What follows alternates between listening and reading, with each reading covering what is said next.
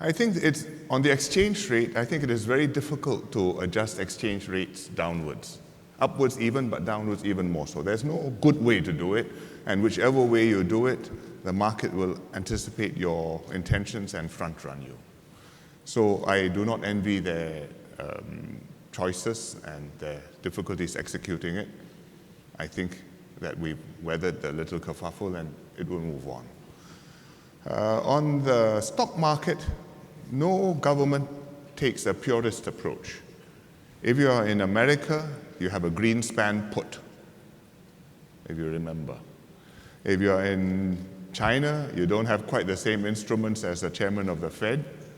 Well, you try to find some other way to handle it. It may be clumsier than necessary because you don't have enough experience.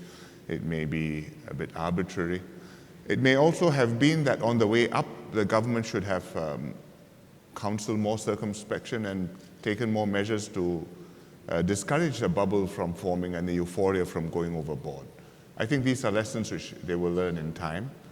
But I would say that the Chinese stock market is not a vital part of the economy. I do not see a transmission from a stock market crash to an economic recession or depression in China, because that's not the way the structure works.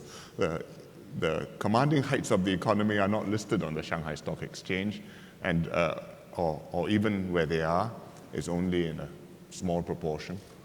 And so the question for the Chinese is how can they manage the structural reforms which will enable the economy to grow, not at 8, 9, 10% anymore as it used to, but 6, 7+ % for another decade or so.